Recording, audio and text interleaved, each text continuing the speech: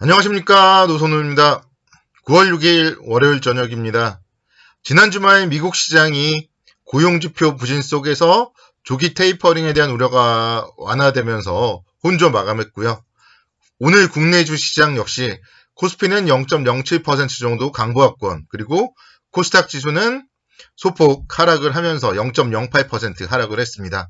코스피와 코스닥 역시 마찬가지로 혼조 마감을 했습니다. 미국 고용지표는 23만 5천 명 증가하면서 시장 기대치인 72만 명을 크게 하회했다고 제가 토요일날 설명을 드렸었고요. 그에 따라서 테이퍼링 연기 가능성이 제기되면서 시장은 큰 영향을 받지는 않았습니다. 그렇지만 테이퍼링은 어쨌든 아직까지도 연내에 할 가능성이 많고요. 또 이런 전반적인 얘기들에 대해서는 21일과 22일에 있을 FOMC 회의에서 또 뭔가 얘기들이 나올 거기 때문에 일단은 FOMC 회의를 좀 기다리는 미국 시장의 눈치 보기 예상이 됩니다. 오늘 밤 미국 시장은 노동절로 인해서 휴장이고요. 그렇기 때문에 일단 단기적으로 봤을 때는 시장에 뚜렷한 이슈가 없다. 이렇게 설명을 드릴 수가 있겠습니다. 지난주 금요일 날 그리고 오늘 코스피 지수의 변동성은요. 상당히 적었습니다. 그러면서도 이제 나름대로 양호한 모습을 보이면서 이틀 동안 양봉 마감을 했다는 것은 좀 추가 상승에 대한 가능성을 키워간다 이렇게 볼 수 있겠고, 그렇지만 추가 상승을 한다 하더라도 계속 강조드리지만 3300선은 박스권 상단이다. 그렇기 때문에 추가 상승 시에는 일부 오히려 비중을 축소하는 게 바람직하다. 이렇게 말씀을 드릴 수 있겠습니다. 이번 주는 목요일이 선물 옵션 동시 만기일입니다. 선물 옵션 동시 만기를 앞두고도 지금 시장이 일단은 좀 눈치를 보는 모습이에요. 오늘 수급적인 모습을 살펴보면은 외국인들이 620억 순매수를 보이면서 5거래일 연속 순매수를 보였던 게 특징적이고요. 개인 투자자들이 지금 지난주 금요일도 그렇고 오늘도 그렇고 조금씩 좀 매도를 하고 있습니다. 그래서 좀 개인 투자자들이 지금 시장에 대해서 불안감을 가지고 있는 모습이 좀 포착이 되고 있기 때문에, 그렇다면 시장은 한 번 정도는 더 올라갈 가능성이 높지 않냐, 그렇게 생각이 듭니다. 그래서 반등은 한 3,300선 정도까지 좀 기대를 해보자 다시 한번 말씀을 드리도록 하겠습니다. 시장에 지금 뚜렷한 이슈가 없고요. 이번 주에는 호주와 유로존에서 통화정책 회의가 예정되어 있습니다. 그래서 7일 화요일에 호주, 그리고 9일 목요일에 유로존의 통화정책 회의, 그리고 미국에서는 연준의 인사들의 주요 발언들 계속적으로 좀 지켜봐야 되지 않을까 생각이 됩니다. 어쨌든 지금은 화두가요. 대한민국도 그렇지만 미국도 그렇고 유럽도 그렇고요. 금리예요, 금리. 코로나19 때문에 금리가 낮아질 대로 낮아질 상태에서 언제 과연 금리를 인상을 할지 이런 부분들에 시장이 주목을 해봐야 되기 때문에 22의 통화정책회의도 상당히 좀 중요할 거고, 또 공교롭게도 이제 국내의 선물옵션 동시 만기일 이후에 있을 일이기 때문에 일단은 그 전까지는 좀 시장이 좀 눈치를 보지 않을까, 그렇게 설명을 드리겠습니다. 보면은요, 종목별로 되게 차별화가 심했던 하루였어요. 테마적으로 보면은 2차전지라던가 5G 관련주들이 강세를 보였고요. 개별주들을 중심으로도 좀 상당히 강세를 보였던 종목들이 있습니다. 근데 이제 그들 종목들의 좀 특징을 살펴보면은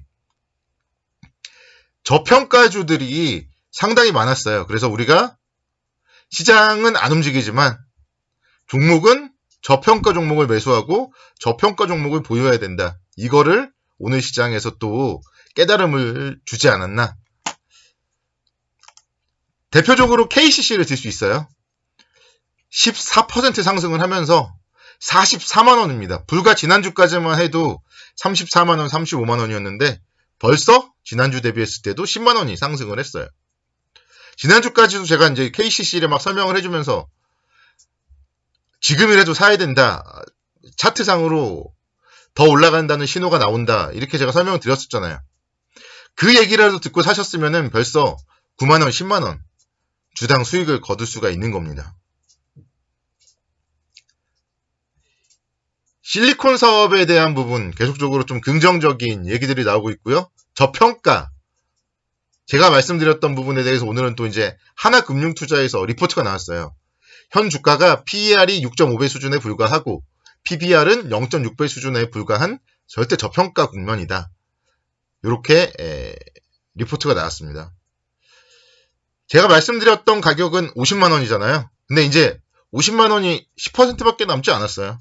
오늘처럼 한 번만 더 오르면 50만 원입니다. 그래서 이런 종목들 이제는 또 추격하시면 안 됩니다. 여러분들. 제가 지난주에 사라고 했을 때 사셔야지. 그리고 이전에 제가 좋다고 했을 때 사셔야지. 이렇게 너무 많이 오른 상태에서는 좀 추격하시면 안 된다. 이것도 말씀드리겠고, 오늘 또 제가 앞으로 이제 설명드릴 종목들, 저평가 종목들이에요. 그래서 오히려 그런 종목들에 주목을 해 보시자. 이렇게 말씀드리겠습니다. 오늘은 금호석유가 4% 강세를 기록하면서 20만 원에 마감을 했어요. 금호석유 20만 원. 얼마만 해보는지 모르겠네요.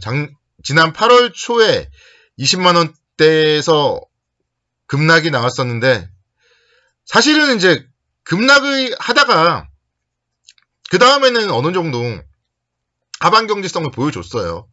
이유 자체는 배당에 대한 메리트가 있기 때문에 주당 한 12,000원 정도 배당이 예상이 되고, 그렇기 때문에 뭐 18만 원 이렇게 아래로 빠지면은요, 정말 배당 메리트가 어마어마해집니다. 그래서 빠지다가 18만 원 정도에서는 좀 바닥을 만드는 모습을 보였고, 20만 원대까지 또 회복을 하는 모습을 보였습니다. 금호석유 3분기 영업이익이요, 5천억 정도 기록을 할 걸로 전망이 돼요. 그래서 이제 2분기 대비 3분기가 실적이 좋지 못하다 뭐 이러면서 피크아웃에 대한 우려, 이런 게 나오면서 주가가 사실 좀 지지부진한데요. 계절성이 있는 기업들은 사실 전분기랑 비교하는 게 아니라 전년동기랑 비교를 해야죠. 그런 관점에서 봤을 때는 한 5천억 정도 영업이익이면 전년동기 대비 168% 정도 증가한 실적이고요. 계속적으로 어쨌든 사상 최대 실적을 기록한다. 이게 좀 투자의 포인트가 아닌가 생각이 돼요. 그래서 주가가 정말 엄청나게 뭐 상승을 하지는 못하더라도 여기서는 더 빠질 이유가 없고요. 충분히 뭐 다시 한번 한 25만 원 정도까지는 상승 여력은 있다. 이렇게 말씀을 드릴 수 있겠습니다. 그래서 금호석유 보시면은 기관들의 순매수, 최근에 8월 중순 이후에는 8월 23일부터 기관들이 모아나가고 있어요. 저점에서. 그래서 우리도 20만 원 아래서는 모아나가자. 이런 전략 다시 한번 세워드리도록 하겠고요. 제가 발굴해서 여러분들께 말씀드렸던 코오롱 글로벌. 지난번에 이제 증권사 리포트와 함께 8월 30일 날 상당히 좀 좋은 모습을 보였고, 그 이후에 지금 안정적으로 오늘도 3%대 강세를 보였습니다. 그래서 제가 말씀드렸던 때가 이제 공교롭게도 사실 8월 12일 날 제가 아침에 아마 말씀을 드렸던 것 같은데요. 그 이후에 시장 때문에 빠졌다가 결국 다시 그 자리까지는 회복을 했고요. 여기서 충분히 추가적인 상승은 가능하다. 저평가에 대한 부분 있는 기업이에요. 주택수주도 있고요. 코오롱 하늘채 요즘에 어마어마합니다. 그리고 뭐 자동차 판매도 상당히 좀 호평을 받고 있고, 그런 부분들 감안을 해봤을 때 코오롱 글로벌도 저평가 기업으로서 충분히 갈 수 있어요. 전고점 28,000원대 이 정도까지 충분히 올라갈 수 있는 기업이기 때문에 관심 있게 지켜보자. 이렇게 말씀을 드립니다. 마지막으로는 포스코 인터내셔널 오랜만에 또 말씀드릴게요. 포스코 인터내셔널도 제가 예전에 제가 17,000원, 18,000원 요때부터 막 말씀드렸었는데, 다시 한번 또 24,000원대 오늘 8% 강세를 기록했습니다. 전기차 부품 수주 소식이 들렸어요. 그래서 이 기업이 이제 막 전기차 관련주도 된다. 그렇다면은 또 모멘텀이 하나 더 생기는 겁니다. 그래서 포스코 인터내셔널 역시 마찬가지로 저평가주로서 관심 있게 지켜보시고, 밀릴 때마다 오늘의 이 장대 양봉의 기준선 삼아서 밀릴 때마다 관심 있게 지켜보자. 이렇게 설명을 드리겠습니다. 오늘도 수고 많으셨고요. 내일도 성공투자를 기원합니다.